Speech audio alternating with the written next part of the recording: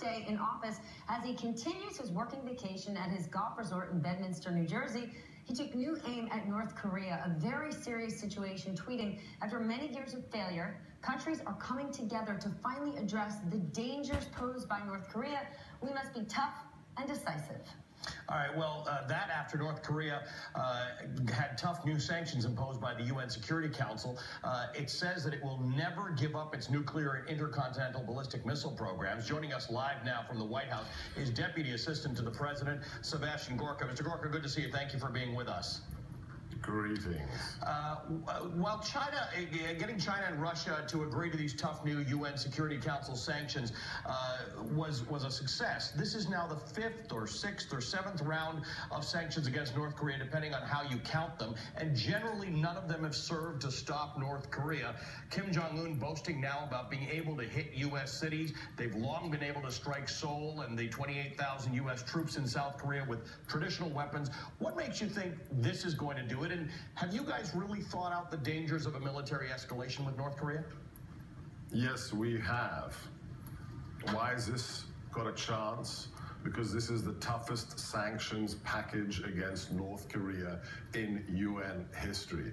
The fact that through the good offices of Secretary Tillerson, Ambassador Haley, and the President, we not only have the 10 temporary rotating members of the Security Council agree, but we have the 5 permanent members, including Russia and China agree, means that they are completely without friends. North Korea, Pyongyang have painted themselves into a corner, and the only option they have now, if they are rational, is to de-escalate.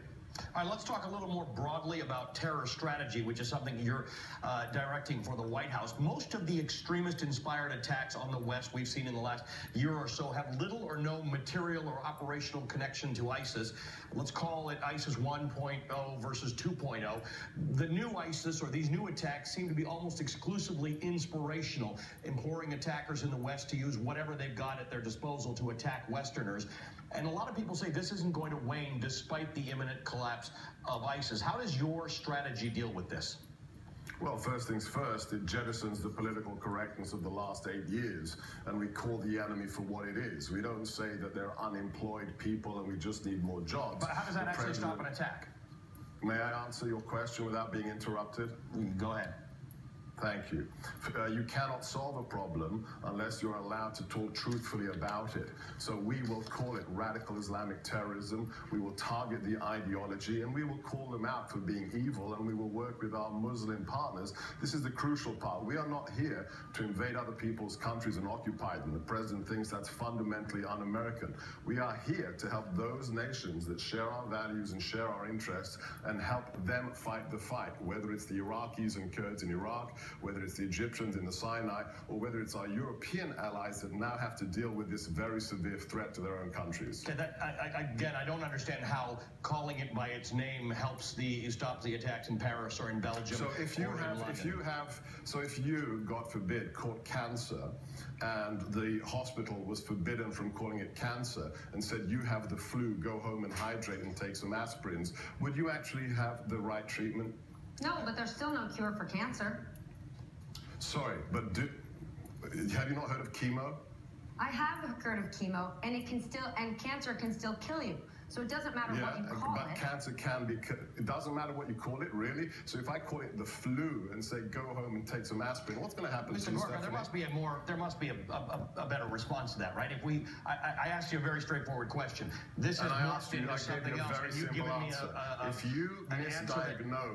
If you misdiagnose anything, right, whether it's a serious disease or an international geopolitical threat, you will never solve it. For the last 8 years, we had an administration that say, oh, it's economics. Oh, these people are disenfranchised. No, it's not about economics. It's not about being disenfranchised. It's about people who have an ideology that is evil and has to be destroyed. Okay, so let's agree that the question I'm asking is about what you do with people who are committing terror attacks who are inspired by, as opposed to operationally guided by ISIS. So the fact that you destroy ISIS doesn't necessarily have an impact on these Western attackers. We don't have to get into a definitional argument here. What do you actually do to fight that? To get the lone wolf lunatics. That's a better way to say it. There's no such thing as a lone wolf. You do know that. That was a phrase invented by the last administration to make Americans stupid. There has never been a serious attack. Let me finish. There's never been a serious attack or a serious plot that was unconnected from ISIS or Al-Qaeda, at least through the ideology and the TTPs, the tactics, the training, the techniques, and the procedures that they supplied through the internet. Never happened. It's bogus. This is an international global threat. What we have to do now is not only destroy organizations like ISIS, which we are doing, they will be annihilated, but also delegitimize the ideology. So it will become as heinous and as rejected as fascism and Nazism is today. That black flag of ISIS has to be globally rejected like the swastika, and we will work with our Muslim partners to overtly and covertly delegitimize their message. That's the definition of victory. When people don't want to become jihadis, that's when we will have won. Well, let's talk about a different kind of partners. Let's talk about the mosque in Minneapolis that was attacked. We've heard from Governor Mark Dayton calling it a terror attack, this attack that took place over the weekend. Will the White House be commenting on it?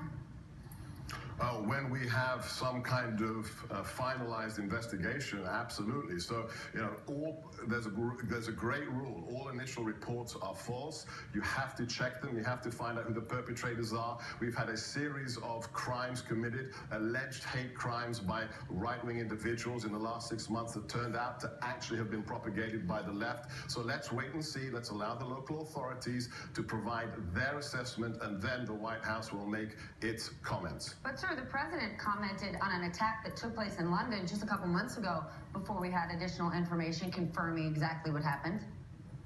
Well, sometimes an attack is unequivocally clear for what it is. When somebody shouts Allahu Akbar as they're stabbing a police officer, it's pretty clear it's not a case of the mafia robbing a bank. Wouldn't you say so? So you think that somebody throwing a bomb into the window of a mosque, it could be something else? It could be, it's fuzzy ground as to what the question of who does it is a question. When you've had people fake hate crimes in the last 6 months with some regularity, I think it's wise, don't you, to find out what exactly is going on before you make statements when in fact they could turn out to be not